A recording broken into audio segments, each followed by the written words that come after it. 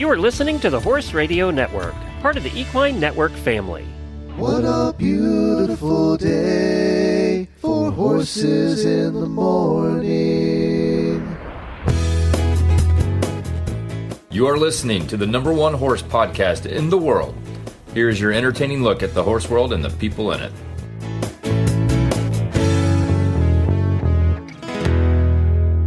I am Coach Jen from Ocala, Florida.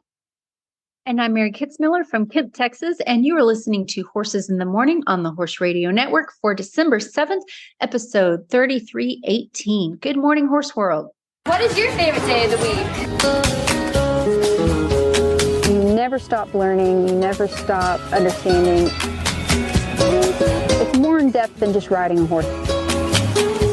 Exciting, knowing that for the rest of my life I could work on this and I'll never stop learning.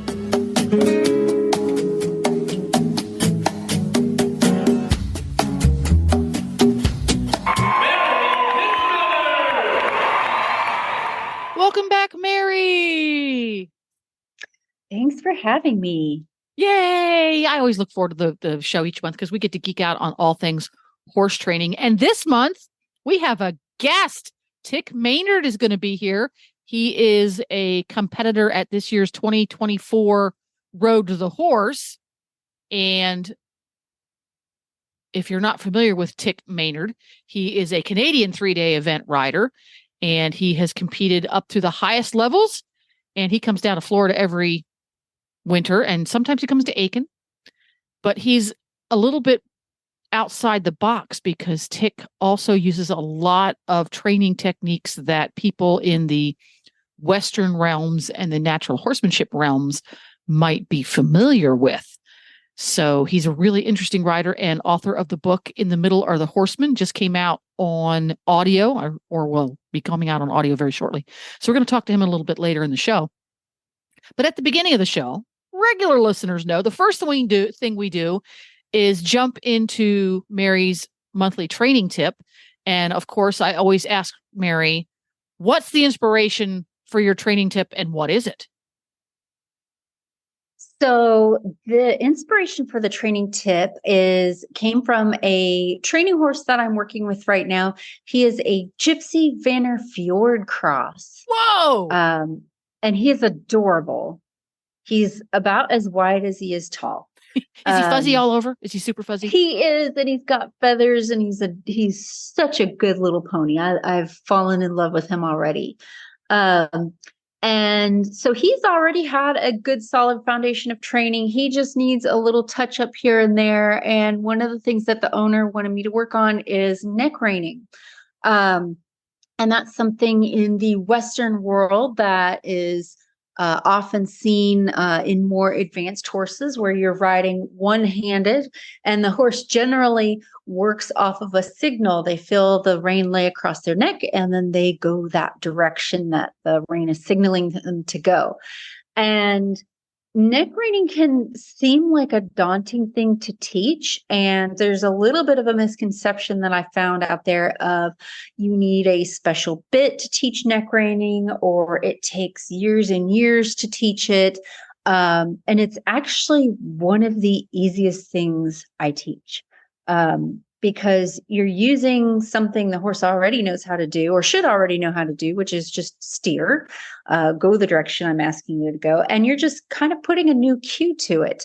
And, you know, the neck reining, of course, comes in handy when you're doing Western disciplines like roping, or you're going to work a gait, or you're going to drag something with your lariat and you need that free hand available. So yeah, that's the training tip.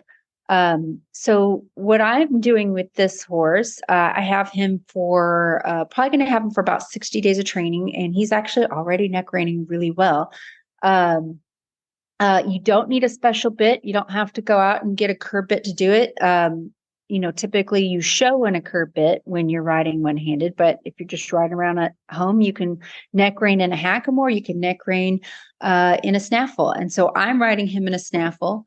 So I made sure initially that if I direct reined him. So like if I take my left hand and I draw his nose to the left, that he follows his nose and he steers to the left and vice versa. And he did that pretty well. I also made sure that he understands the leg cues that I'm using in conjunction with the steering. So if I'm steering to the left, I tip his nose to the left with my left hand, and then I put my right leg on him by the shoulder to kind of push the shoulder over. I'm not physically pushing him over. It's just a support cue to say, move your shoulder away from the leg cue. So I checked all of that out with him the first week or so of riding, and he does that really well. And so when they do steer, they're steering pretty good for you. The only thing that I will really do to start neck reining is I will start bringing my outside rein with my direct rein. So I kind of use both of my hands in unison when I start to teach a neck rein. So I tip his, like if I'm going to, I'll tip his nose to the left with my left rein, but then I'll also lift my right rein and kind of move it across his neck. So, and then I will use my leg cue as well. And I'll do that going left and right, where anytime I change directions, I will bring both of my hands up and over.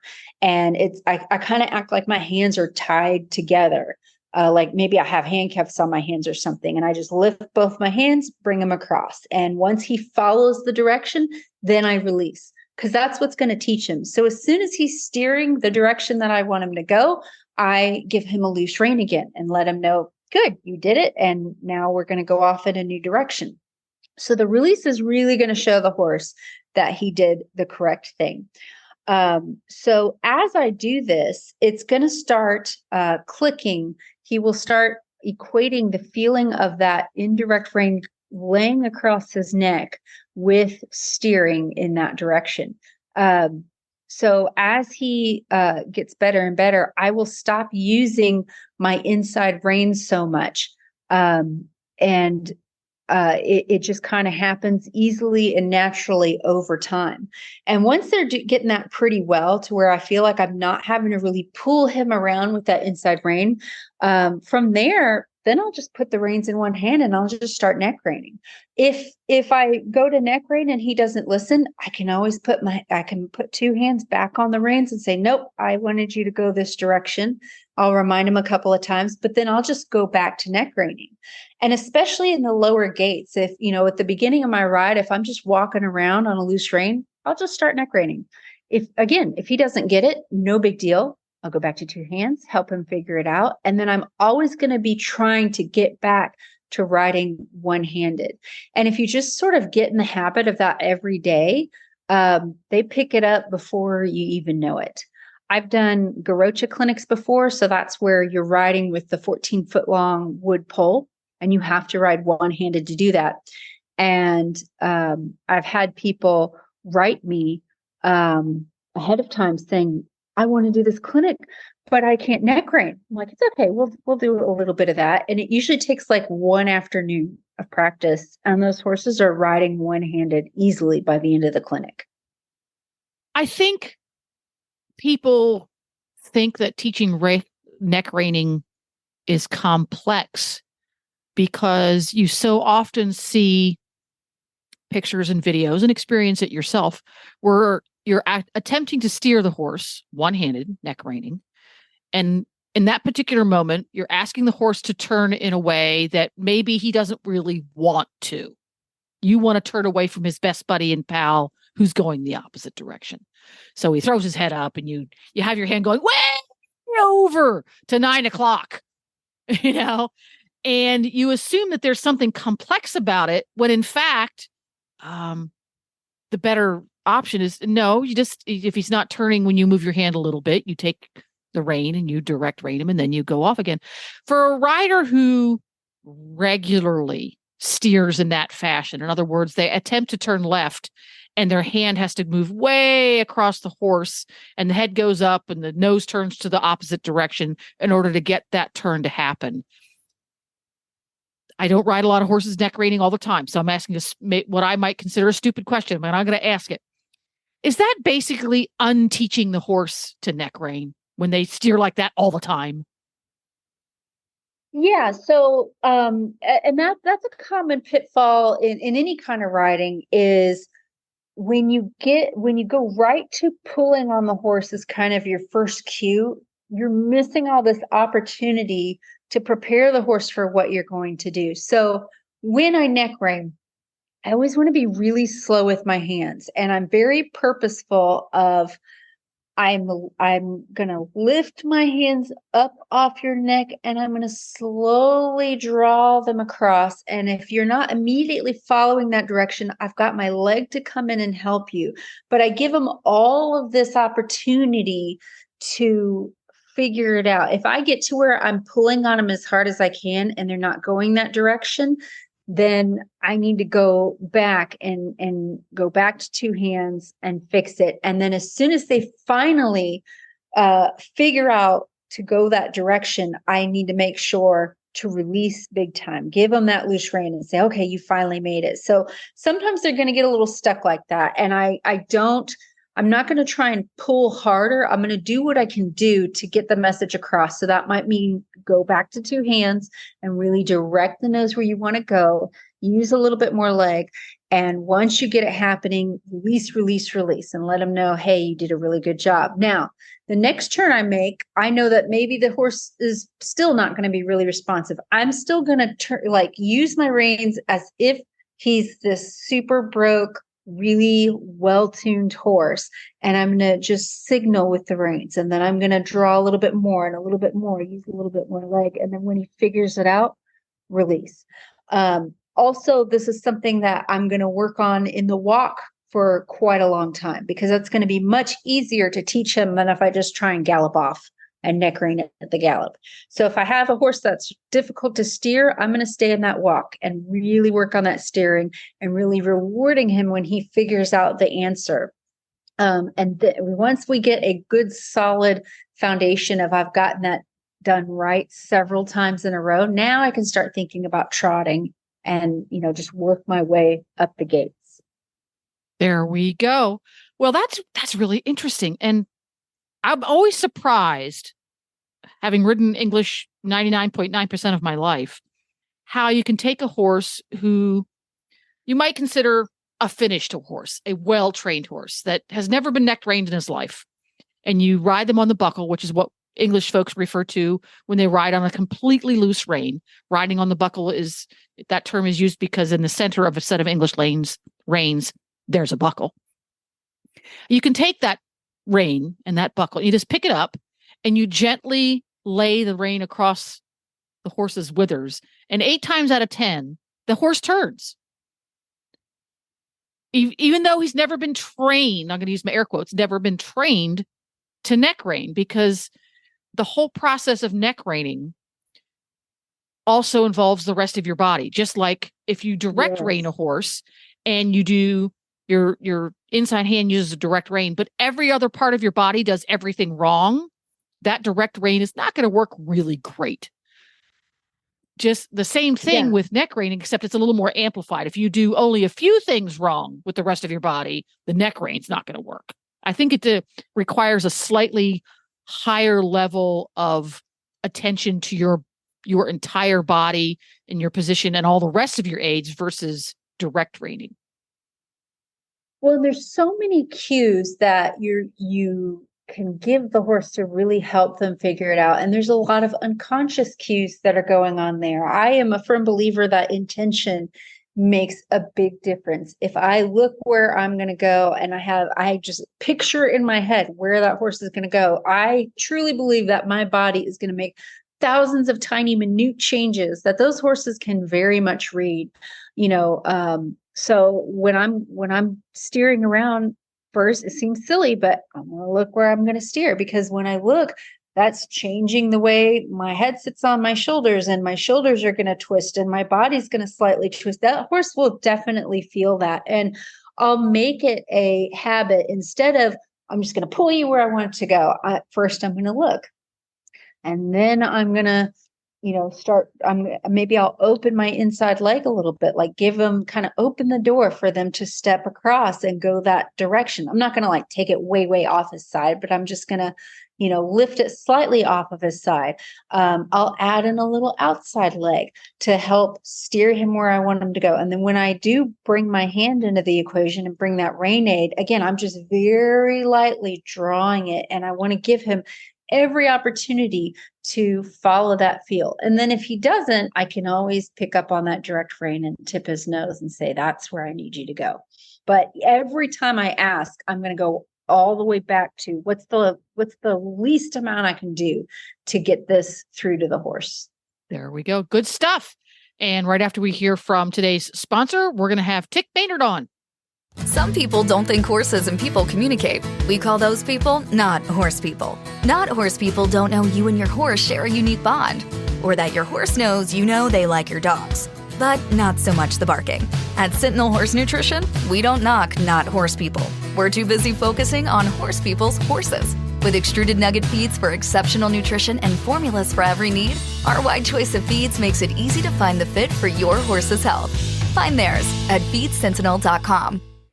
Tik Maynard has competed at the highest levels in multiple disciplines, including modern pentathlon, tetrathlon, the Retired Racehorse Project Thoroughbred Makeover, and in 3-day eventing, where he competed at multiple World Cups, World Championships, and at the 2007 Pan Am Games in Rio. Tik recently published his first book, In the Middle Are the Horsemen. Hey, Tik, welcome to the show. Thanks for having me. So we were talking the other day about I want to start all over again. I talked about editing and now I'm an idiot about saying the right thing at the right time. Do you No want to problem. do that again? No problem. I'm happy to work with whatever. Okay, I'm just going to start right back in there. So one of the big things that you've got coming up actually in I think just a few short months is Road to the Horse. How excited are you to be a competitor in Road to the Horse next year?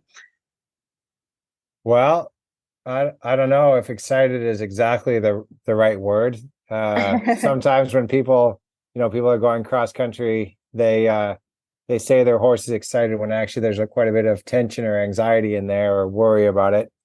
So it all depends on, I guess, how you define the word excited. I mean, I'm definitely glad I signed up. I think it's going to be a big ask of me, a big challenge for my skill set and what I'm comfortable doing. I think I'm going to be pretty far out of my comfort zone if I had to compete right now. But I've got a plan to get ready. And I'm trying to talk to people that have done it before. And, I'd be curious your thoughts on it and trying to figure out where to focus my time and what mistakes that I can avoid that other people have made. Ooh, awesome. Yeah. Fortuitous. And I definitely. Yeah. And I know to a fraction of probably what you're going through right now. I was involved in the competition years back when they first brought out the wild card challenge. And back then it was a little bit different. We actually took a sixes horse home, one of the Remuda colts home, and we trained it for a year. And then we came back to the next Road to the Horse. Then we competed against each other. It was me and like 5 or 6 other trainers. And then whoever won that competition then got to immediately go in the round pen and start a colt. So it was out of the frying pan into the fire. And so the whole year I'm thinking I could be in that round pen. So you also, even though there's 6 of us going against each other, only one's going to get that spot. You still have to prepare because if you win, you get into the round pen. And so I had the same feelings of awesome opportunity. This is going to be so great, but oh my God, what did I do? And I'm terrified. And this is exactly not how, it's not how 99% of the world starts colts, just casually in front of 3,000 people. No big deal. Yeah. And on the internet. And so, one of the things that I know I did a lot of prep work and rode with trainers who had been in Road to the Horse and, bought up all the DVDs I could and watched them all. And I had been several years prior. And so I know that you definitely want to have a lot of prep work involved. What kind of stuff have you been doing over the year? What's your game plan to get ready? So my game plan right now is to try to start about 1 to 2 horses a month. I'm trying to find horses that are as specific to that competition as possible. So, for example, ideally, completely unstarted 3-year-old gelding quarter horses. Now, it's not always easy to find that. So I've got to, have a horse that's older or younger, or a filly, or, only part quarter horse or not quarter horse or whatever. But that's what I'm trying to find. And then at least one of those times, I'm trying to start the horse with somebody watching me, with sort of a coach or a mentor or a trainer, where they can watch me start the horse and give some comments and some feedback, depending on how comfortable they are, kind of telling me what to do. And I'm trying to go really out of my comfort zone with learning new things and really trying to do whatever they tell me to do, even if normally I would do things differently. And I'm going to try to do that all the way through March. And then once I hit March 1st and the competition's at the end of March, I'm going to try to figure out how I want to do it and really only practice the ways that I'm going to do it on the day and make those things really solid. So it's like going out of my comfort zone until March and then really trying to solidify exactly how I'm going to do it. I think that's really smart because, obviously you do want to get out of your comfort zone. This is a new and novel way to start a horse for many people. So you are going to get thrown out of your comfort zone and you want to be open to advice and everything. And I think it's smart of you then beforehand. Okay, now we're going back into my wheelhouse. This is how I feel good doing this because, in the end, you're not going to have anyone on the outside of you will have a pen wrangler, but they can't, tell you what to do. Yeah. So it really does all come down to you and your gut and your instincts in that moment. Weirdly enough, I have done quite a few like public colt starting in front of people, both when I worked for people and I've done some competitions and stuff. But for some reason, I'll get nervous up until that point. And then when I'm in the round pen, it's like, oh, not a problem. It gets easier. I don't know if it's like there's so much going on that it's easier to kind of go into your little bubble and just be you and the horse. And I think the horses really feel that too. You would think that being kind of out in this, big arena, all these people, the horses would be more nervous, but I think they really lock into the person who's at the end of the lead rope because you're sort of both in it together. And the horse is like, well, I guess it's you. I guess I have to trust you. The other thing about Road to the Horse that's really challenging, on top of we're going to try and start a horse within a few hours, is it seems like every year they throw in kind of different and new challenges. They'll change up the rules, a little bit every year. Like you used to not be able to have a saddle horse. Now you can. Sometimes it's been 2 colts and it's, so they really kind of make it challenging and different every year. And I haven't kept up with the competition this coming year. But is there anything like that this year? Are you starting 1 or 2 colts or anything different that they're doing for the competitors? So in 2024, the main draw will be similar to how they've done it before. They'll have 4 competitors, 3 that they've announced, and 1 will be the winner of the wild card spot. And each of us is starting 1 horse. We are allowed to have a saddle horse if we want. We are allowed to ride out of the round pen into the main arena for a certain number of minutes, maybe 10 minutes if we want to. I think the biggest difference, the biggest sort of interesting thing they're doing this year is that the wild card spot will be Thursday and Friday, and the winner of it will go directly into the main event Friday afternoon. And also for the wild cards, they're doing, I think for one of the first times ever, or at least in a long time, they're going to use fillies instead of colts or mares. Which will, depending on who you talk to, that could change it up a little bit or a lot, depending on whether you think mares are either more I don't know what the word is, unpredictable or difficult than a gelding. And then the other thing that they're doing is all 3 wild cards, 3 or 4 wild cards that they've invited are past pen wranglers. So John Barr is going to be the main person and Pat Pirelli is going to be his pen wrangler. And so they switched it backwards. Okay, cool. Yeah. So JD Wilcox is going to be the pen wrangler, and Mike Major, who won is going to be the main person, and Mike Major, who won last year, is going to be his pen wrangler. And Brandy Lyons, who has competed, is going to be the pen wrangler for her person. So they switched it up, which is kind of a cool idea. Yeah, I knew that they were having the pen wranglers be the wild cards, but I did not know that their mentor, so to speak, were going to be the pinlers. That's pretty cool. Yeah, I I love really it. like that idea. Yeah. And those guys, I was doing a quick run through of the competitors. It's going to, both in the competitors and the wild card, it's going to be pretty competitive. And from what I see, at a glance, I think you might be the only one that has a mostly English background, like the 3-day eventing and dressage. And do you think, coming from that background compared to most of these guys, I think are Western riders, do you think that's going to give you any kind of leg up on the competition or any kind of advantage? I don't think necessarily. I think everybody's kind of got their own strengths and weaknesses and their own background.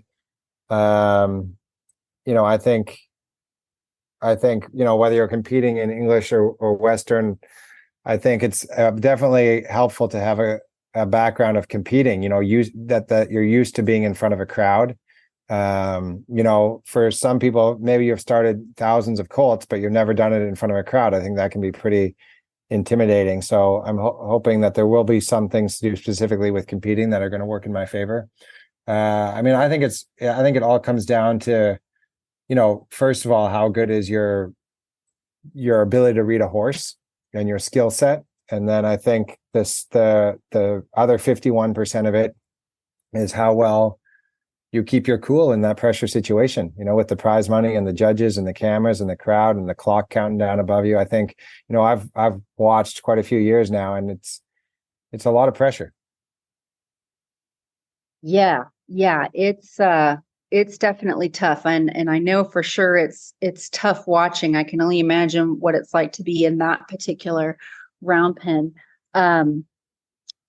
But yeah, that's something I think we're all going to be really excited to see. And I hope that the prep work keeps going well. This is kind of a good time of year if you want to get on some Western type horses, because I know all the cutters and reiners and all the Western performance guys are going to be starting all their colts come January. So hopefully you can get a number of good colts to get started.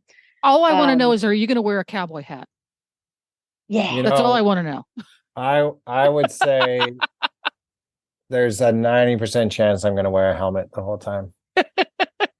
Well, they make the helmet with the cowboy hat on top of it. Remember?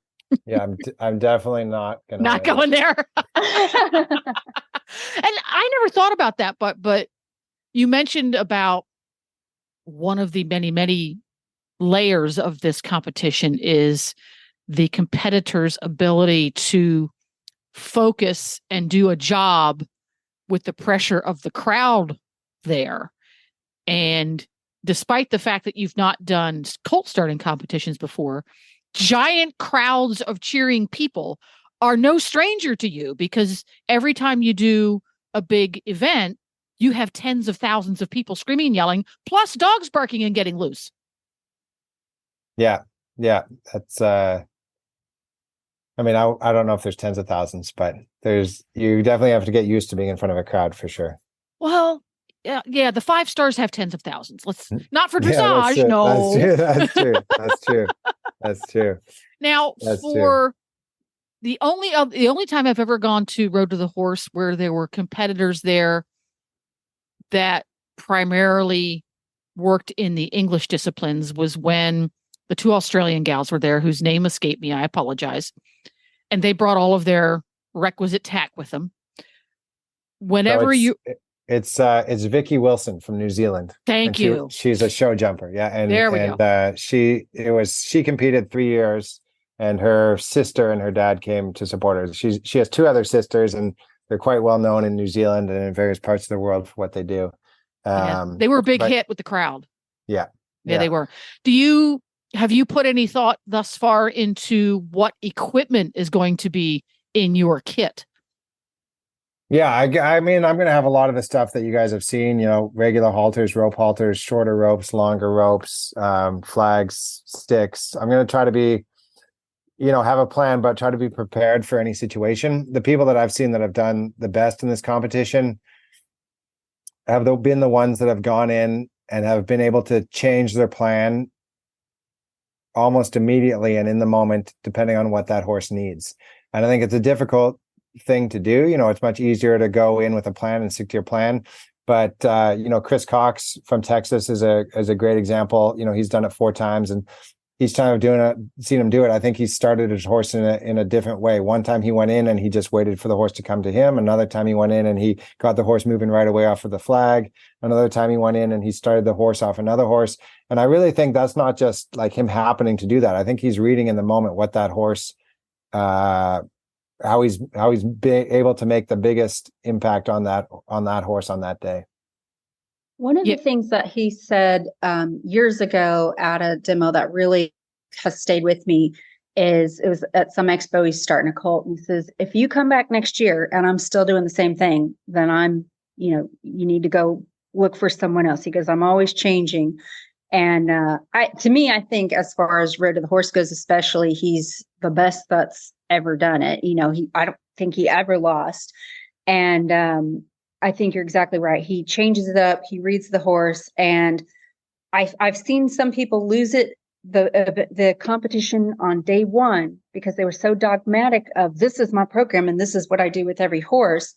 And I saw a competitor go into the pen, and the horse was like walking up toward him, like, "Hey, I want to connect with you," but because this guy's program was to immediately round pen, he immediately blanked out that connection. He missed that opportunity. Yeah. And then couldn't catch the horse the whole first session.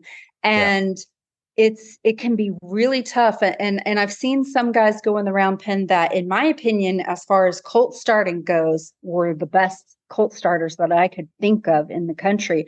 And they, where they kind of lost out is, this is half horsemanship. It's very much about horsemanship and connecting with the horse and doing that. But then it's also half a competition, and it does have some rules that you have to go by. One competitor I know was, got so much done with their colt, but then at that year you couldn't get out of the round pen until it was the last round. And so then they kind of didn't know what to do with their colt the rest of the time. So the colt kind of got real stale. And so you really have to think about, okay, am I on schedule? When do I need to give this animal a break? Because it's different than what I would be doing at home. Maybe at home I'd be done for today and I'd just put the horse back in the barn. But I have to figure out how to time everything so that when we are in the final round, this is the best this colt has. And, I haven't lost any of those opportunities with that horse. So it's going to be tough. Yeah. Yeah. And I guess, it's so interesting watching previous years and watching where people, whether it's an accumulation of small mistakes that allow them to not do well, or it's one big mistake, and also for the people that do well, it's usually an accumulation of smaller things. I would think occasionally it's like they miss one big moment, like a horse offering a feel, or like really pushing hard in an obstacle when they should have backed off.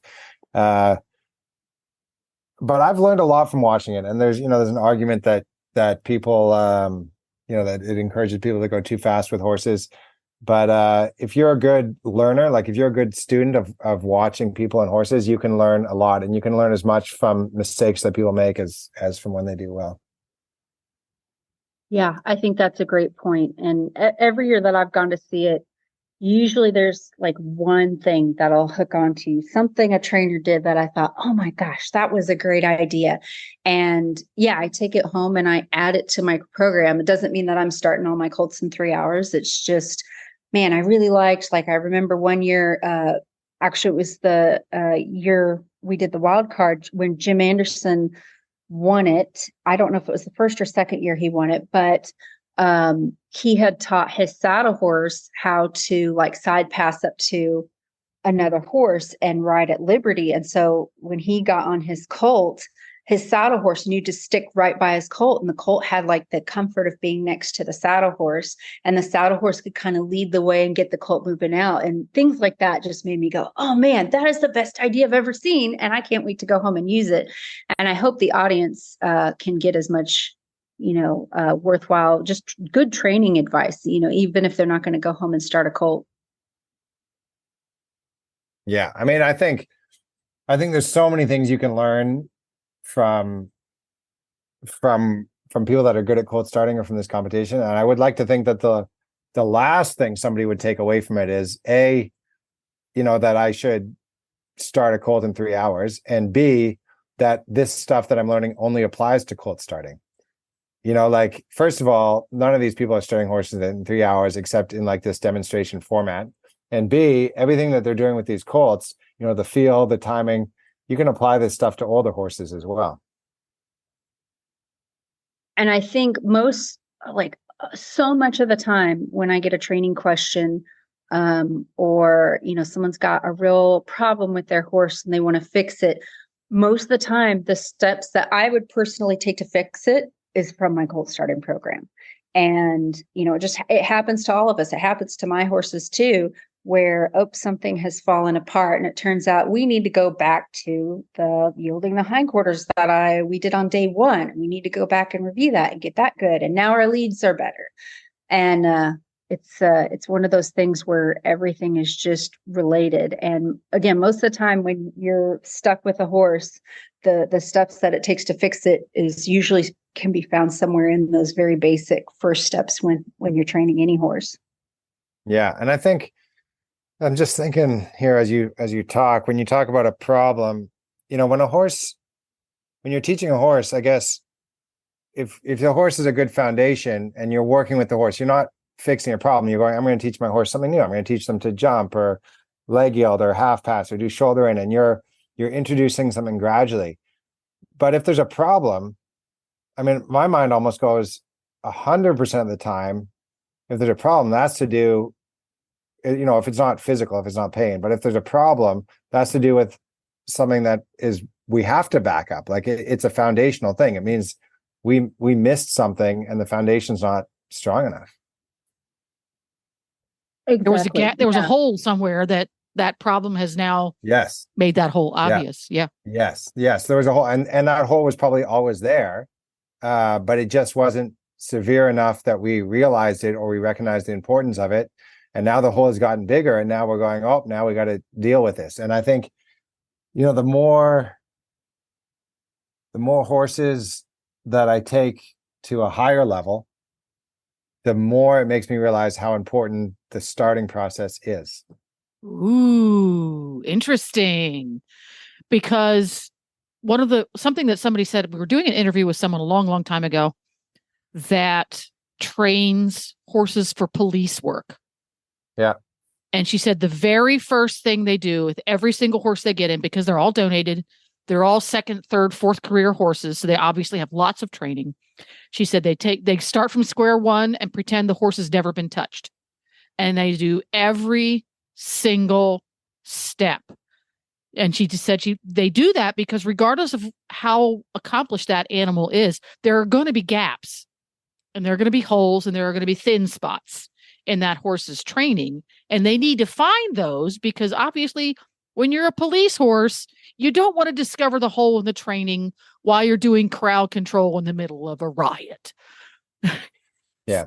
And I think I'd be interested to ask Mary, but I think for me, when I get a horse that's done, even a 3 or a 4-star or a 5-star, if that horse is new to me, I'm essentially going to do that exact same thing. Like, I'm going to go through those steps pretty quickly, like check this, check this, check this, check this. How do they do with this? How do they do with this? How do they do with this?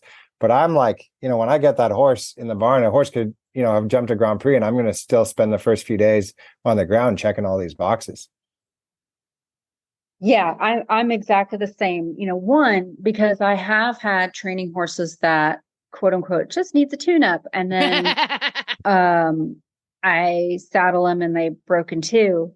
And I'm like, oh, okay, that is a little bit more than a tune-up. And, you don't want to figure out, you don't want to figure out that you can't saddle the horse when you're like in a concrete barn aisle and cross ties and you do up the girth and now everything's going insane.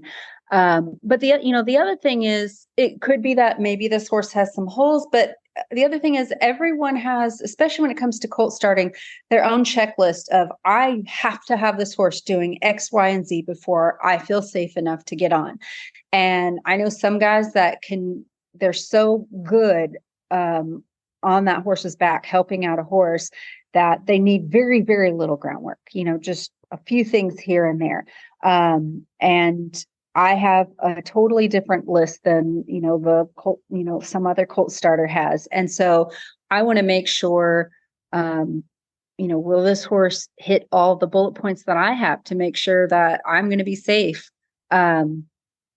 And it just gives the horse time to decompress. I have one in training that I just got in training, and I spent 3 days just checking out the groundwork. And the first few days he was like really antsy, didn't want to stand still. And so I'm like, okay, well, we definitely need this groundwork. But a lot of that was just him settling down. And now that I'm on him and riding him, I'm like, oh, he actually knows a whole lot. But, he hadn't been ridden in a while, and he was at a new place. And so it's never a bad idea. I would rather, quote unquote, waste the time doing groundwork and realize, he was fine, than the other way around, where I'm on the horse and I realize, okay, this is not going to work out really well. Yeah, I agree with you. And some people think of it as like you're wasting time and they want to get riding, but honestly, where I'm at now, I probably get as much or more enjoyment out of a good groundwork session than a riding session. Me too. I love groundwork. And when I first started as a colt starter, I got into colt starting because I was working for other people and I wanted to ride the big fancy show horses, and kind of I looked down on the the basic stuff, because I'm like, I already knew all this. I need to be on the show horses. Yeah. And, then over time I realized, okay, this is valuable information and I'm learning a lot I didn't know, but I still looked at groundwork as a way to, when can I just get on? Like how much, okay, you've done this groundwork, now we can get on. And going into the positive reinforcement training and looking at other things like in-hand, dressage, like the classical work and all of that, I find myself with a lot of horses now, like, okay, you have to get on today, but I'm having so much fun playing with them on the ground. And, but yeah, there really is no end to how much groundwork you can do. Can you tell me how you got into positive reinforcement training? Yeah. And, I got into it. I had been working as an assistant trainer for several years for, kind of natural horsemanship, and then in the reining industry. And when I left that world, I was pretty burnout. At one point I was riding like 14 horses a day and then doing all the barn chores, and I'd spent many years just working dawn till dusk and was handling so many horses daily that I didn't know their names half the time. And I just got so burnout. I knew I didn't want to quit horses, but there was kind of a time where I'm like, do I like horses? Do I even like this? And also in a lot of those barns, there's some aggressive training that can go on. And I've seen all sorts of stuff. And I was just kind of disheartened and burnout. And I decided, okay, I need to break down everything and start over. And I sort of went off the deep end and kind of looked into what I would call more woo-woo things. I looked into a program that it was complete liberty, like you work your horse in a pasture and you're not going to put a halter and lead rope on them. And I got some valuable information from that. But then I started thinking, okay, but I do still want to ride. I do still want to compete. And I had actually found out about clicker training or positive reinforcement training working for one of the trainers I worked for. There was a book by Shauna Parrish. And I read it and I thought, this is interesting. And I can see that this works, but it looks kind of silly and tedious. And it seems like it would take forever to get on your horse if you did clicker training. But that stuck out in my mind, and I went back to it. And my light bulb moment with the positive reinforcement training was, for some reason, when I first got into it, I thought it was only for teaching novelty stuff like tricks and things like that. Because you do see a lot of people will clicker train a horse to like put a basketball in a hoop and fun things like that. But I saw trainers who were using it for like high level dressage. There was one trainer in particular, I saw a video of her working with this horse, and the horse was like in perfect collection with not a speck of tack on it. And the horse that's just how it traveled. And I thought, oh my gosh, that's incredible. And I actually contacted this trainer and I'm like, how did you do that? And she said, can you tell us who that was? I could not remember. It was not a well-known trainer. It was just someone on YouTube. But I think they were using a lot of stuff from Alexandra Curlin, who, like I said, is probably my favorite. There's a lot of great trainers out there. Yeah. But I asked her, I'm like, how did you do it? And she said, well, you just teach them to travel in balance, and then they like it, so they keep doing it. And I was like, no, that can't be the answer. Because I had come from the world of, we're checking horses back and using sidelines. And when we're riding, we're constantly like driving them up into the bridle. And we kind of had to remind these horses over and over, like, get in a frame, get in a frame. And you're just really kind of pushing them to do that. And so for me to come from that world to see a horse that just did it just for the sake of doing it, like he enjoyed it, it like completely blew my mind. And with the positive reinforcement training, I've been doing it for well over a decade, like consistently. And I still don't think I've hardly scratched the surface. I still consider myself a beginner, because it's such a deep well of possibility of what you can do with your horse. And I get so excited. Like, I'm working with a lot of my horses right now, just standing quietly next to them. And I get really excited over tiny changes I see in my horse just standing still. So I could geek about that for like another 4 hours. So, Tik, Yeah. the grand finale of Road to the Horse every year is the famous obstacle course. Yeah. How are you preparing to be ready for the obstacle course? Um, There will not be an elephant trap, a tricaner, or a skinny on there. So there's going to be new stuff. Yeah. I mean, some of the stuff is stuff that is stuff that I sort of train and I'm used to doing on a regular basis. Like, you've got to go over poles, and you've got to go over a little jump, and you've got to open a gate, and you got to like show them new things, like let them go over a tarp or through a Liverpool. So those are all things I do with eventing horses, is go over a Liverpool, over a bank, over a ditch. So the concept is the same. Probably the hardest thing, I think, for me, that's the most that I'm going to be most green about, is two of the obstacles that they have every year. Is one of them is you have to pick up a rope and swing it like a lasso, a lariat. And the other one is you've got to pick up another rope that's attached to something like a little kid's car or a 3-foot tall teddy bear, and you've got to drag it behind you. And those kinds of roping skills, I don't really have. And so that's going to be something I'm going to have to get used to a little bit, or just to kind of like maybe skip that obstacle, or just kind of do the best job I can with that one. So are you prepared to get off your horse? Are you prepared to get off your horse and sing in an outhouse? Oh, to sing in an outhouse. Yeah, I'm a good singer. Oh, well, there you go. Yeah, I'm ready to go. So Mary, you had some advice on roping skills? Yes. So there's a lot of stuff you can do with the rope if you're to help fill in for your horse if you're not sure about it. And as far as any kind of obstacle that you're thinking, well, maybe I'll skip this, I would definitely at least go up to the obstacle and interact with it in some way so that you get a score, because any kind of score is going to be better than a goose egg, than a complete zero when it comes to your averages, especially if it's a required obstacle.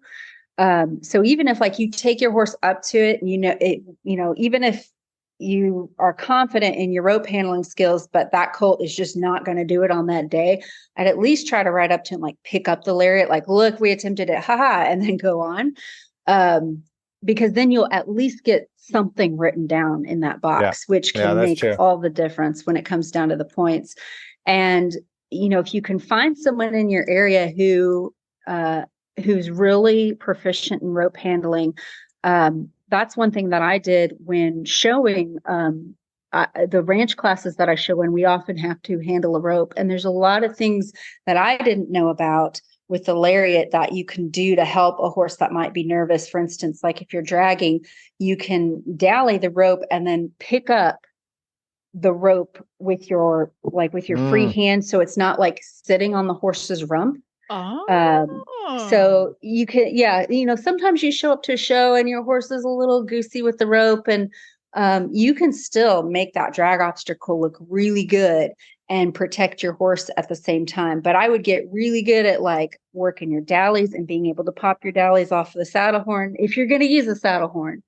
And I can tell you that there's a good chance I'm going to use a saddle horn, but there's almost no chance that I'm going to be dallying anything. you can just hold it. Yeah, I'm going to be holding it. With dallying, maybe if I practice a lot between now and then, but it just feels to me like there's so much can go wrong. You can't undally fast enough. The horse gets it wrapped around behind the horse's bum and you're facing the wrong way. It tightens up quick and you lose a finger. I mean, it just seems like a lot can go wrong in that situation. Yes. Yeah, that is definitely true. And it's one of the reasons I have never really gone into like roping steers, because I know that's way too fast for me to remember not to dally my hand to the saddle horn. Yeah, that sounds horrible. The best tip I have for that is keep your thumb up when you dally. If you put your thumb down, you will be losing your thumb. Well, possibly, but just like, I mean, you've got another thumb if it gets down to that. That's true. Then I got to learn how to swing the rope left-handed too, right? Yeah. That's okay. Final question today, Tik. We've taken up a lot of your time. Do you have a pen wrangler picked out? Yeah, I got a friend of mine, Nick Rivera from Wisconsin. He's going to be my pen wrangler, and then we're allowed 3 support crew that are going to be right down there. Maybe not next to the round pen, but on the floor with us and helping us pick the horse. And for that, I've got Juliet Kane. I've got a friend of mine here in Citra, Jake Birnbaum, who's also helping me a lot with preparing and roping skills. And then my wife, Sinead, will be the third person. So there's going to be sort of a team of 5 of us that are going to work together and getting ready. Tik's team. Are you going to have team T-shirts or something? That's a possibility. I'm not. You got to have team T-shirts. You got to have swag. I'm trying to delegate that responsibility to somebody else, and we'll see how that goes. Yeah. There you go. Send that to your marketing team. That's right. I know her. I'll have an in. Well, thanks a lot, Tik, for stopping by and spending a little time with us today. And best of luck at Road to the Horse. And maybe as we get a little bit closer, we'll have you back on again to chat a little bit about how it's going. Thanks very much. Thanks for having me. All right. Thanks. Cut. Perfect. Woohoo. Hooray. Mary, where are you in Texas? I'm in Kemp, so I'm southeast of Dallas by about an hour. Do you get horses to start? I haven't lately just because I have got so many of my own projects filling up my stalls. But if you're looking for colts, I could probably put the word out there. Yeah, I'm trying to come out in January to Texas. I've got a couple of people who said that they might be able to find some colts to start. I don't have a sure thing yet, so I'm going to follow up with these people. But if I'm not able to find anything, I might take you up on that. Yeah. I got a couple buddies that do like ranch horses and cow horses, and they might have a group that they're interested in. So I could definitely put word out. Cool. When you're training, what percentage, if you could put a percentage on it, of the time would you say you're doing clicker training versus something else? So with my own horses, it's different with every horse. I've got a Mustang in training right now who is this big, quiet, lovable lunk. And I could explode fireworks in his stall and he'd be like, I don't care. Yeah. So pressure with him, I found myself to where I just was like having to kick and prod and poke on him. And he was like, nah, I don't know. And so he is almost entirely positive reinforcement training because that's what works for him. And then when I get like a Mustang in for a makeover, if it's got any kind of time constraint on it, I will do like traditional type training. And then maybe I'll bring in the clicker for 1 or 2 things that I want that horse doing. With my horse Remy, I'm taking this time before the next show season to rebuild some stuff with the clicker, like how he carries himself in the ranch classes. One of the things I'm going to work on with him is actually getting his ears forward in our pleasure class, because for some reason he likes to pin his ears when we're trotting and loping on the rail. and we lose points for that. So I'll use it to reteach things, or it really depends on every horse. I do it every day with every horse, but some horses will only get it for one or two things, and some horses it'll be like the bulk of what I'm doing with them. I love that. That's a really good answer. Oh, thank you. I love that. I mean, I just think that, that's, I have a lot of respect for people that are doing different things, like, that they only do positive, or they only do this, or they only do that. But the personal way that I like is sort of like that. Like, you're really got a big toolbox and you're adjusting for every situation. I love that.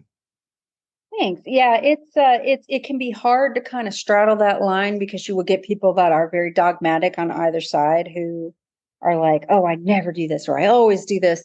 And, I kind of learned to brush that internal and external criticism aside, and, try to work it all together. And for me, especially when I feel my quote unquote cowboy skills have come to an end, like if I have a really troubled horse and I know that someone else could like get a lariat out there and get this horse sorted out in a few minutes, and I know that I'm not good enough to do that, the clicker training always works. It always works. It may take a little longer, maybe a little bit more tedious, but it always works. Yeah. There you have it. Well, That just falls back onto that whole read the horse. Read the horse. Whether you've got time constraints and 5,000 people watching or not, reading the horse is where it all starts. Yeah. Yeah. Right. It's where it starts and where it finishes. And it's also something that you can always get better at it. I mean, it's just one of those things that you look back and you've learned something new or some detail, and you're just like, I can't believe I didn't know this last year, Yes. Like crazy. Yeah. Well, there we go. Well, thanks again, Tik. And if you want to find out what Tik is up to, you can go to his website, copperlineequestrian.com. And if you want to get his book, In the Middle Are the Horsemen, you can find it at all major book retailers. Horse and Rider On Demand allows you to train smarter, not harder. Our training video collection, featuring some of the industry's top Western professionals like Bud Lyon, Cody Crow, Ryan Rushing, and more, can help you perfect your horsemanship and improve your performance in the arena. Get access to hundreds of videos and learn more about events like ranch horse versatility, reining, working cow horse ranch riding, and more for just $14.99 a month. Watch anywhere, anytime. Horse and Rider On Demand can be streamed from any smart device. Visit ondemand.horseandrider.com to start your 7-day free trial. That's ondemand.horseandrider.com. And now it's the time in the show for our listener questions.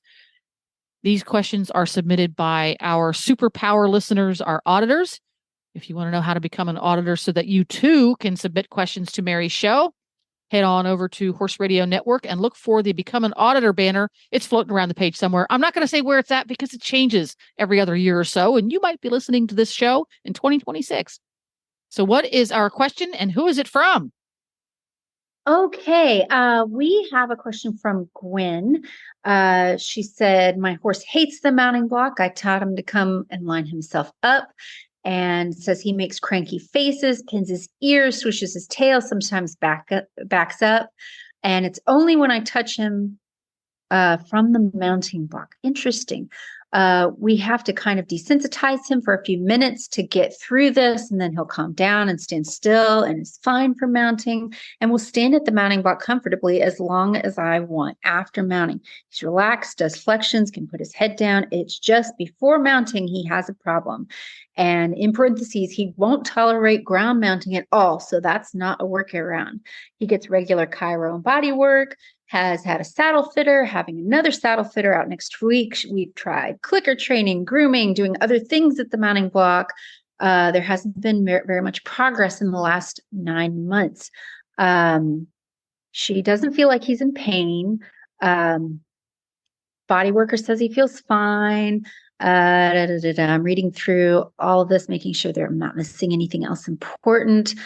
She thinks maybe in a past life, he had a poorly fitting saddle. Maybe there's still some kind of lingering PTSD from that? So that's a really interesting question and a tricky problem. So let's say that it is not a health body soreness related thing. It still very much could be. It sounds like the questioner has like done their due diligence and then some to figure out if there's anything that might be troubling the horse. You never know. There could still be something lingering, but let's assume that we fixed whatever problems there were. We're good to go, clean bill of health, and we still have this issue. So sometimes when you have had a horse that maybe has had a bad experience, either due to something that's happened in the past or some soreness that used to be there and it's not anymore, and they relate it to a certain cue or a certain piece of equipment or a certain behavior, that thing can then become, quote unquote, poisoned for that horse. So even though this horse is fine, he shouldn't be sore, he's okay, but he's still acting like this, it can often be due to that kind of poisoned connotation they have with it. So in cases like that, and I know that Gwen has tried clicker training, and I know someone in the comments where she posted the question has mentioned clicker training, that is probably where I would go with this. And one thing that I have learned about clicker training, especially recently, is however much you think you're breaking down a behavior to make it more digestible for the horse to understand, it can be broken down even more. This is one of those issues that probably isn't going to be solved overnight in a few lessons. And I know that you've been dealing with this for many months now. But I think several sessions with clicker training with the mounting block and really breaking it down and seeing where's the exact point where your horse starts to go south. So I had an issue with one of my Mustangs on the mounting block. He would line right up to the mounting block, no problem. But then when I would get on, he would get really antsy. Like, he didn't walk off, but he would throw a bunch of behaviors he already knew at me as soon as I got on his back. Like, he'd flex his head this way and he'd flex his head that way, and then he'd back up. And he just seemed really busy in those first few moments that I got on him. And so even though, like, this is a horse I'm riding around and he gets on the mounting, he gets up to the mounting block and he stands still, for while I'm getting on, that kind of behavior that he was throwing as soon as I got on, I wanted to really go back and work on that and erase it. So what I did with that horse is I started a clicker training exercise that I do with every horse. And most clicker trainers have this exercise in their program. And it's where I'm standing quietly beside my horse. And, most of the times in clicker training, it's used as a way to teach the horse how to behave around food. So you should be able to stand next to your horse with a bag of cookies and they should keep their head straight. Some people will have their horse turn the opposite direction with their head next. Some people like their horse to lower their head. I like my horse, pretty much just with their head neck straight and in balance. I don't really like them to turn their head this way or that way or up or down, just kind of a natural headset. So I start there with that horse and I will build on that particular behavior until that horse can stand still for a very long time while I'm standing by their shoulder. And I do that again for the food manners part, but where it really comes in handy is teaching your horse to be calm and for that calmness to be their default behavior. So when I stand by my horse's shoulder and I clasp my hands in front of my body, that becomes a cue for my horse to relax and just stand. So that's step one. That's where I would start. And that's where I started with the particular horse that I had at the mounting block.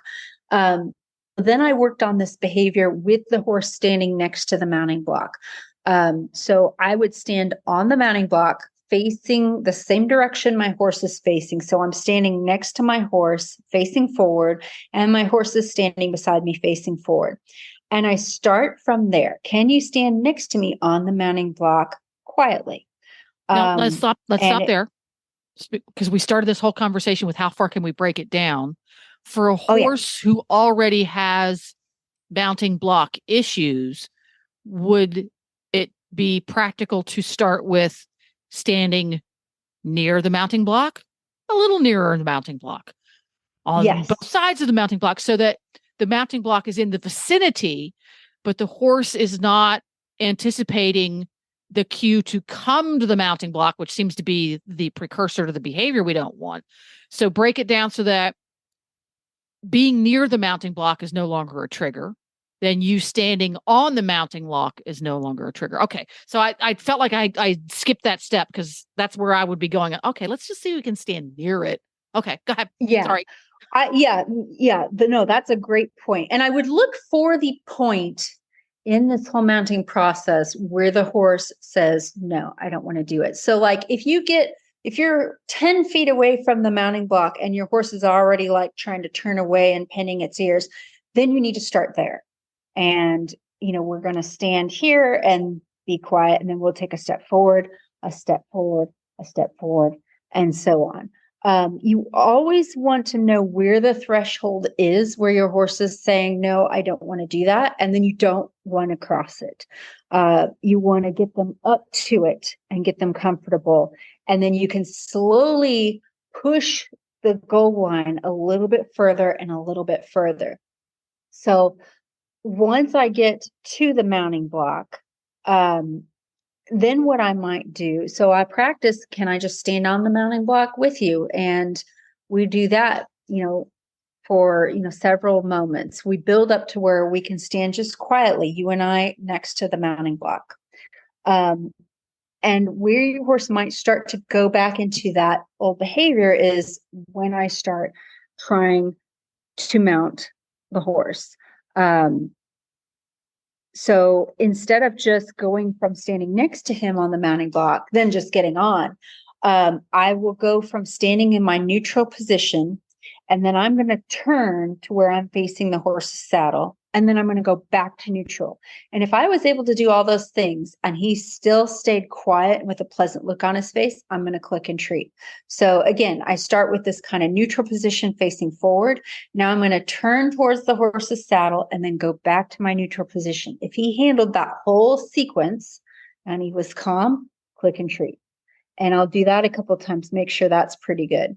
Then I'm going to tack something on to that whole training loop. So I go from I'm standing forward and quietly next to you. Now I'm going to turn toward the saddle. Now I'm going to put both my hands on the saddle. And then I'm going to go right back to neutral. So that neutral position again is facing forward, hands clasped in front of me. And if he let me do all of that, then I click and treat. So then I'll go from neutral, face the saddle, hands on the saddle, then back to neutral. If he's great, click and treat. So now I'm going to add on another link to the chain. So as long as it's all staying up under threshold up to this point, and he's staying nice and pleasant and quiet and calm, then I can move on. If not, then I need to stay where I am or even back up a little bit more. So maybe the next step I do is I stand straight forward in my neutral position. Then I go to face the horse, hands on the saddle. And now I'm going to put one foot in the stirrup, but I'm not going to put any weight in the stirrup. I'm just placing my foot in the stirrup, do all of that, and then go back to neutral, click and treat. And then, work on that. And then go from neutral, face the horse, hands on the saddle, foot in the stirrup, put a little weight in the stirrup, and then go back to neutral. So you can see how you just break this down over and over. And what you're doing is you're rebuilding this behavior, but you are also doing this on a very high rate of reinforcement. It's lots and lots and lots of clicks and treats. And you're trying to erase away all the bad juju that horse feels when he's by the mounting block. And in the beginning, it might be pretty challenging for him to stay still and quiet and relaxed for even a moment or two. And you stay with him and you just gentle repetition with that over and over and over again. But the more you build that good, solid history of reward, their feelings toward that mounting block are going to change over time. There you go. And since this is a horse with an ingrained behavior, This is a very solid behavior from his point of view. And you get started, and the minute you stand up on the mounting, because I'm envisioning how it can go wrong. Okay, the minute I stand up on top of the mounting block, the behavior returns. Something you might be able to try is go through the whole process without the saddle on the horse, because you can reach over and put your hands where the saddle's going to be and back. And once you reach that point where, oh, this is working great, start from the beginning, step one, and go through the exact same whole process again with the saddle on as a backup plan if the whole thing's working great until I stand up on the mounting block in my neutral position. I turn. He knows what's going to happen next. But by taking the saddle off, you might change sufficient number of criteria that the horse is not going to anticipate and go to that go-to behavior. Yeah. And I would also, to back it up from where I started,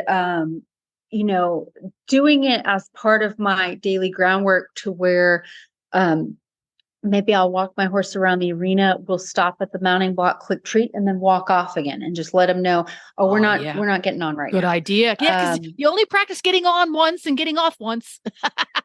Yeah, I will do a lot. I have like 2 or 3 mounting blocks, and I like to walk around 2 different mounting blocks. Be like, oh, here's the mounting block, click treat. Oh, here's another mounting block, click treat. Oh, here's another mounting block, click treat. And pretty soon you will see them change from, oh God, the mounting block to, oh my God, another mounting block. Actually, I was on my big lovable doofus Dougal today. He was the Mustang I mentioned to Tik about the horse that I'm doing mostly clicker training. And I can't leave the mounting block in the middle of the arena when I'm riding Dougal, because he has grown so in love with the mounting block that he wants to just take me to the mounting block every 2 seconds. And today I was trying to get him to canter, and he's like, I really don't want to canter. I want to go to the mounting block. And he actually ran over the mounting block. Because he's like, I just want to be on this mounting block. So I almost did it a little too much with him. I need to get him to enjoy the canter more and the mounting block a little less. You need to put the mounting block way far away and canter towards it. Yeah. If he sees it in the middle of the arena, he's like, that's where we're going. So yeah.